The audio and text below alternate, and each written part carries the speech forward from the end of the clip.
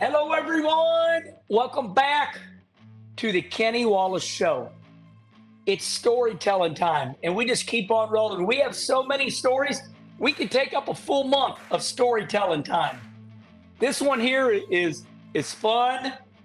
There's no punchline, but it's all about Dale Earnhardt Sr. and what he did for me. So we won a really big race, 1991, up in Loudon. It was the Loudon, New Hampshire. It was the Bud 300, and it was 300 laps, and not it's a 1 mile track, so it was 300 laps, and it was a long race, the Bud 300, and I think I led about 250, 260 laps. So Dale Sr. gets a hold of me. He says, Herman, come on up to my shop, and you can bring some of your boys with you. I'm going to serve you up some lunch. So Dale Sr. calls me. I mean, even though, I consider Dale Sr. a close friend, Sr. never let you get too close to him. As soon as you thought you was Dale Sr.'s real friend, he'd kind of strong arm you. Like, you ain't my real friend. You my friend. So here I go. I'm so excited. Guys, hey, about 3 or 4 of them. Let's go up to Dale Sr.'s farm, right? This is where his Xfinity shop's at. I don't know if any of you are hardcore Senior fans. One of his shops, okay, after his mom's shop on V8 Road came what we called the deer shop. It was this race car shop, but Senior hung up all these deers. You went in here, you thought you was in an animal fortress. All these deer heads hung up all over the race shop. So I get there, and it's early in the day. Dale Sr. puts down a plate of spaghetti and a salad for me. So I eat right there, and Sr. leaves me for a while. We get done. And Sr. says, gather your boys up. He says, I'm going to take you around the farm. What the hell's going to go on here? So we do the lunch thing. Tony Uri Sr.'s working on the car, the old number 8, GM Goodrich Chevrolet team. And man, I'm a kid out of Arnold, Missouri. I'm right there, at Dale Sr. in his old Busch shop. Now it's the Xfinity series. I always remind you all, it's the same series, just a different sponsor. Busch series, Nationwide, Xfinity. So Dale Sr., Dale Earnhardt Sr. owns a Chevrolet dealership, right? Out there on 12, out there, in North Carolina. So he's got access to any car he wants. Dale Sr., he says, all right, y'all get in this big, long, brand new white van with the sticker on it still. Brand new white van. He grabs a white 5-gallon bucket, and we're having a good time. He says, y'all put all your beers in this bucket. He says, if I catch one beer on my property, y'all never coming back. So the boys, they drink a beer and they smash it with their hands and they put it in that bucket. Now, it ain't like we was drinking a whole bunch of, get a beer down, and we're riding in this van. So Dale Sr.'s driving, I'm riding shotgun. 300 acres. It's where DEI is right now. And I think the fence is like 12 feet tall. And it was because Dale Sr. loved hunting deer, but he liked them as pets. If you all remember, he had a pet deer named Apple. Later on, they had to kill Apple because Apple about killed Neil Bonnet. If you remember the story, Neil's down there. Neil Bonnet is down there at Dale Sr.'s man-made lake, and he's fishing.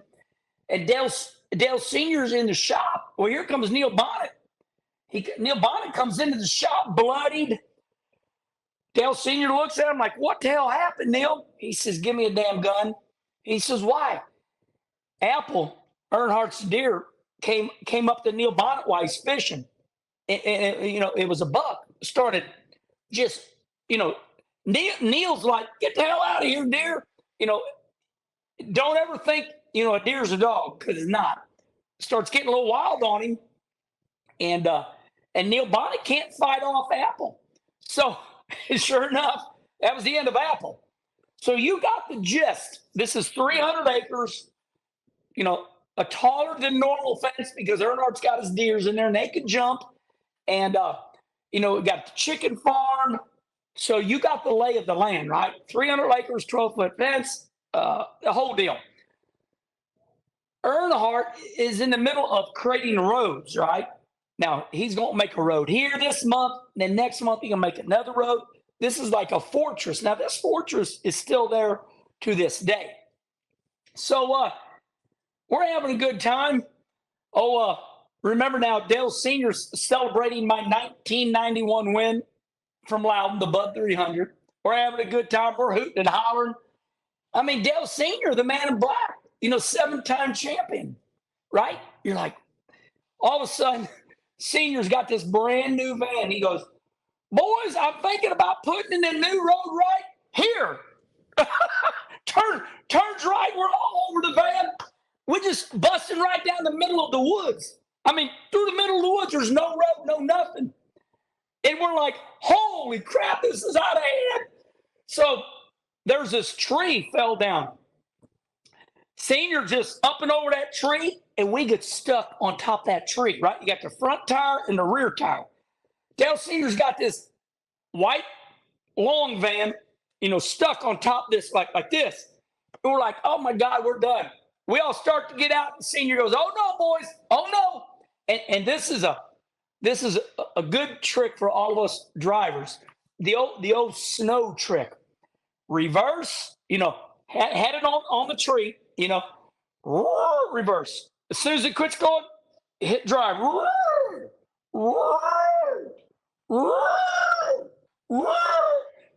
we're like, there's no way in hell we're going to get off this tree stump. All of a sudden, we're like,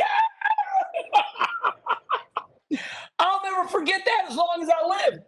So he gets this damn van unstuck. My Xfinity team's in the back. And, we're drinking a couple beers and we're smashing them, putting in that 5-gallon bucket. Earnhardt always had his little quirks. If I catch a beer in my van, y'all are done. You never come around again. We're like, damn. So we're going down through the woods and there's a tree kind of like this. He takes that van, runs it under the tree. Now, we call these rails on anything drip rails. So like if it were to rain and the rain would come down, it would hit the drip rail instead of falling. If you're getting out or you got the window down, drip rails, it's where it connects the roof to the side of the car.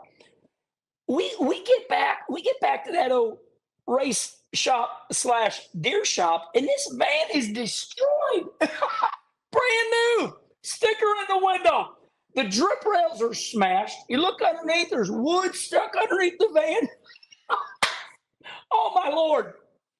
Never forget that story as long as I live. So, Dale Earnhardt Sr., the man in black, he says, Herman, I was worried that you would not finish that race off up there in Loudon.